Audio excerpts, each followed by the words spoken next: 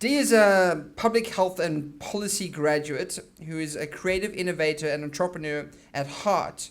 She founded Design Consultant in May 2011 and has a portfolio that spans global corporations to social ventures, injecting a new approach to the expressions of company culture and branding. In January 2013, she launched Energie Australia, working with leading researchers and developers of thermosolar in the world to bring this technology offering to Australia.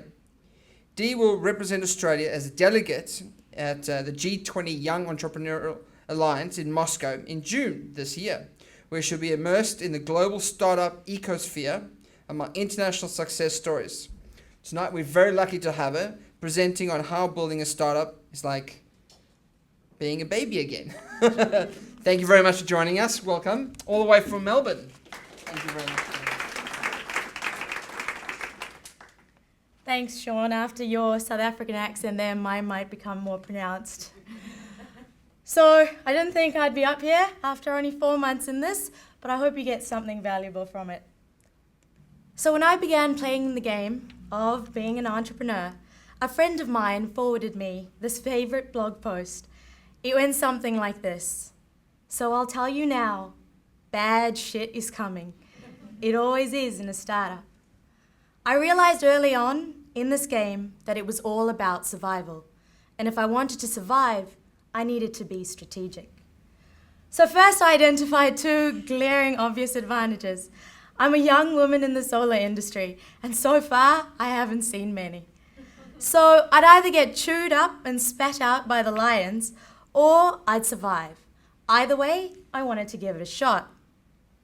So on January 6th, 2013, at 10:30 p.m. to be exact, I put down the phone and pinched myself at the realization that I had successfully negotiated the exclusive distribution license of the next big thing in clean technology. After an entire summer of reading engineering speak I didn't understand, flipping diagrams over to make sense of them, and I'm a designer, and stalking every other solar tech company in Australia, I was glad that the geek I had become could still close deals and that it had all paid off. So less than 24 hours later, I was being called the managing director of Energie Australia, Australia's first thermo-solar distribution company. So puzzled, ecstatic, overwhelmed really doesn't cut it, but I thought this photo would. So after coming to terms with my title and the responsibility and accountability that came with that, I threw myself into a comfortable position: communication and design. I designed our website and had it built by my geeky brother. And then I set the ball running. I had coffee meetings, Skype sessions, and dinners with everyone I knew who would know someone, just to get a good idea of what the company would look like in Australia. And then on February 6th, I had to go back to the drawing board. It was a month later. We generated so much buzz from the website in the distribution channels that Portugal, our manufacturer, was getting calls.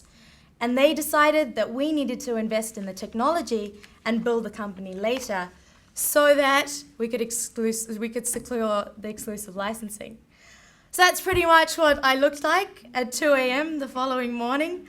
After several calls to my advisors, including my mum and dad, I decided to transfer most of my savings to euros so that we could purchase 2 units to actually secure the license from the lions of the distributors who wanted to get it off us.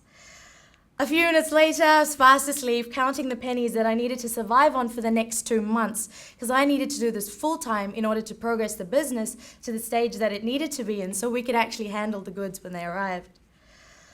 When I woke up 5 hours later, I had a Facebook post on my wall. And basically, it was sharing Branson's wisdom, saying that I had so much more at my disposal than dollars. And these were the social assets and tools that I picked up over those several weeks. So I arrived back at the office with some sort of spring in my step, ready to play the CEO, CFO, CEO stint I'd learnt all too well. And I'll tell you what, it was nerve-wracking as hell.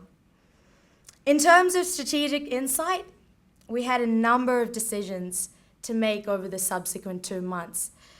And it was tough because it was me in Australia, our manufacturers in Portugal, and a solar engineer based in South Africa, because that's my upbringing. And so fending all the various Skype calls was actually a really big challenge. So these were basically the 5 big strategic decisions we had over the next 2 months. A distribution chain meant that we'd be able to get high volumes fast, but my mentor posed a really valid question. He said, don't you want to be involved at a more meaningful stage with green hotels, community retrofits, and public schools, rather than just get the numbers? So for us, we decided to be a supplier rather than a distribution chain. The decision for me around advisors was a really simple one. I needed to learn a lot and I needed to learn it fast. So with the 5 people around you factor, I surrounded myself with everyone I could. And within a week, we had 6 key advisors that would then guide us through the decision-making process. I guess the next one was our first site. Strategically, this is really important because as soon as we get out into the media, who we've aligned ourselves with will actually determine where the company goes now. So we chose a site that had really cool businesses in it, that where their vision and their values actually came into play with ours, so that clients would not only be impressed by the sustainable design of the building, but they'd also be impressed by the projects and the people within them. And believe me when I say I've climbed more rooftops than you can imagine now. Fortunately for us, our team came together really quickly. One of them's here with us tonight. Basically, it came to a stage where the behind-the-scenes work was done and we needed people on board. And so we managed to find really talented people. And now we're getting to the point where we're actually attracting investment.